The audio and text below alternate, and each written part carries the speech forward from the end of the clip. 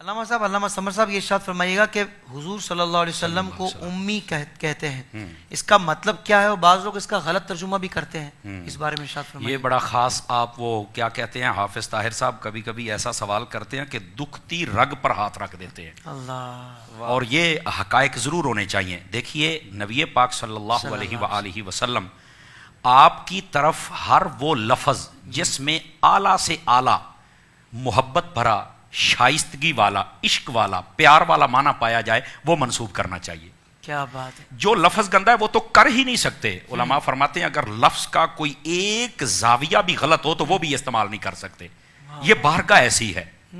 اب یہاں پر لفظ امی نبی پاک صلی اللہ علیہ وسلم کے صفاتی ناموں میں سے ایک نام ہے۔ بعض لوگ اس کا ترجمہ یہ کرتے ہیں کہ ان پڑھ، استغفر اللہ۔ یہ بہت بڑی جسارت ہے ان لوگوں کی، اور میں ہاتھ جوڑ کے ریکویسٹ کروں گا خدا کے لیے آپ کبھی امام احمد رضا کے چشمہ علم سے آ کے کوئی قطرہ پی لو، کیا بات ہے! آپ غوث جلی کے دریائے علم سے کوئی قطرہ پی لو، تمہیں پتہ چلے کہ محبت اور عشق میں ترجمہ کرنا کیسے ہے۔ بھائی واہ، سبحان اللہ! یہ لفظ امی اصل لغوی اعتبار سے اس کا معنی یہ بنتا ہی نہیں ہے۔ اگر لغوی اعتبار سے ابتدائی معنی دیکھا جائے نا، جڑ کو کہتے ہیں، ابتدا کو کہتے ہیں، مرکز و محور کو کہتے ہیں، ام القرا مکہ شہر کو کہتے ہیں۔ اس کا معنی ہے شہروں کی ماں، بستیوں کی ماں۔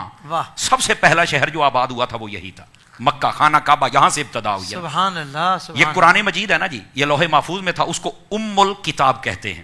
سمجھ آ رہی ہے جی؟ یہ جو ام الکتاب ہے اس کا معنی جتنے علوم ہے وہاں سے چشمے پھوٹتے ہیں۔ سمجھ آ رہی ہے نا؟ سبحان اللہ۔ بندہ پیدا کہاں سے ہوتا ہے؟ ماں سے امی کہتے ہیں، کیونکہ وہاں سے ہماری ابتدا ہوئی ہے۔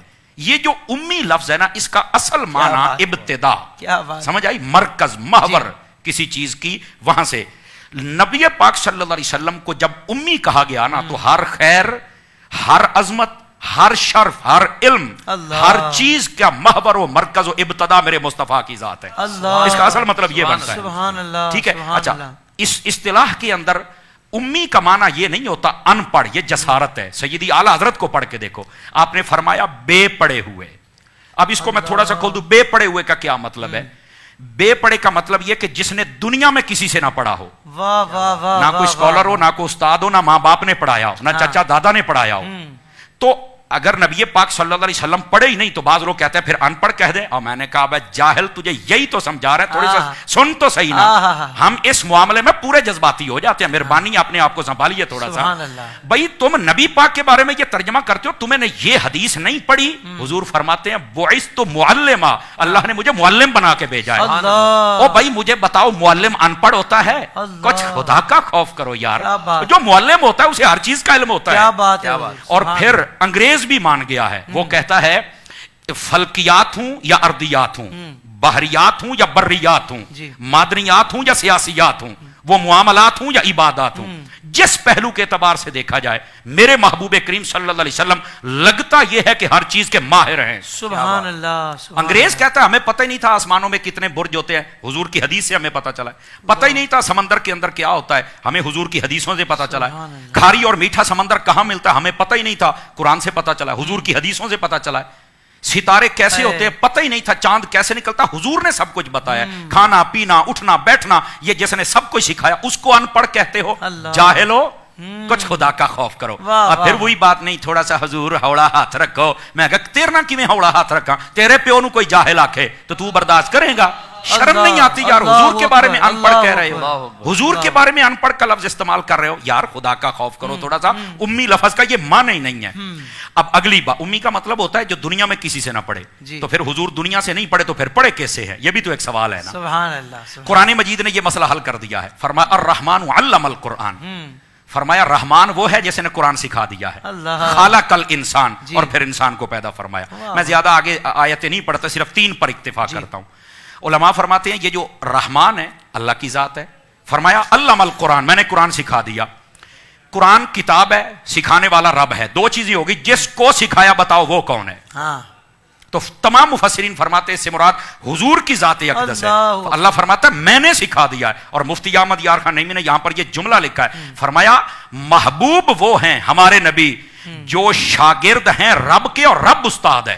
رب سے پڑھ کے آئے ہیں. اللہ. امی اسے کہتے ہیں کہ جو رب سے پڑھ کے آئے اور سارے زمانے کو آ کے پڑھا رہا ہے. سبحان اللہ. اب سمجھ آئیے بات کی یہ اصل حقیقت. لیکن یہاں پر ایک دو لطف کی باتیں ہیں, ہے تو زیادہ لیکن دو عرض کر دیتا ہوں. پہلی بات یہ ہے الرحمن علم القرآن خلق الانسان. ترتیب لفظی کو دیکھیں, پہلے ہے الرحمن پھر ہے علم القرآن. رحمان نے قرآن سکھا دیا پھر انسان کو پیدا کیا. پتہ چلا تخلیق انسانی سے پہلے رب نے کسی کو قرآن سکھا دیا تھا. کیا بات. اب اس بات کو ناظرین ذرا غور سے سنیں, بہت کمال نکتہ یہ ہے. مفسرین کرام نے نقطہ اٹھایا بہت ہے. کمال نکتہ ہے. سمجھ آئی نا. اب جس کو یہ سمجھ آ جائے کہ جب رب نے تخلیق انسانی سے پہلے ہر چیز سکھا دی تھی تو پھر نبی کا علم غیب ماننے کے لیے کیا موت پڑتی ہے, ہمیں بھی بتا دو. سبحان اللہ. سمجھ آئی. اور دوسرا نقطہ یہاں پر بڑے کمال کا ہے, میں حضرت علامہ کی توجہ چاہوں گا تاکہ مجھے دعا مل جائے. دوسری بات یہ, علماء فرماتے ہیں اللہ نے جب محبوب کو پڑھانے کا ذکر کیا نا تو لفظ رحمان کے ساتھ, حالانکہ اللہ کے اور بھی صفاتی نام ہے, قہار بھی ہے, جبار بھی ہے, تو رحمان کا ذکر کیوں کیا؟ فرمایا اشارہ اس طرف ہے کہ جب بھی کوئی کسی کو پڑھاتا ہے نا تو کبھی کبھار ڈانٹ ڈپٹ اور سزا دیتا ہے. میں نے اپنے حبیب کو پڑھایا ہے, نہ ڈانٹ دی نہ ڈپٹ دی نہ سزا دی ہے, میں نے اپنی رحمانیت کے ساتھ اپنے محبوب کو پڑھایا ہے.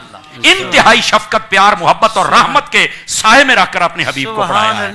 تو یہاں سے یہ بات بھی سمجھ آ گئی کہ محبوب کریم صلی اللہ علیہ وسلم ایسے ہیں کہ جن کو ڈانٹ ڈپٹ رب سے بھی نہیں پڑی. اور یہاں پر یہ علماء نے لکھا ہے کہ استاد کو چاہیے کہ اس کی طبیعت کے اندر بھی رحمت والا پہلو ہونا چاہیے, پڑھانے والے کی طبیعت میں رحمت والا پہلو ہونا چاہیے. ہر ویلے ڈنڈا تے پیپ ہاتھ دے وچ نہیں ہونا چاہیے, تھوڑا سا شفقت والا معاملہ بھی ہونا ہے. بہرحال اس کا یہ بھی مطلب نہیں کہ سزا نہیں دینی چاہیے, استاد کا حق بنتا ہے اتنی سزا ضرور دے, اسے پتا چلے کہ میرا کوئی بڑا ہے اور میں نے اس کی بات کو ماننا ہے, لیکن وہ تھوڑا سا چیک اینڈ بیلنس وہ برابر رکھے تو انشاءاللہ. یہ ہے لفظ امی اور اس کی حقیقت.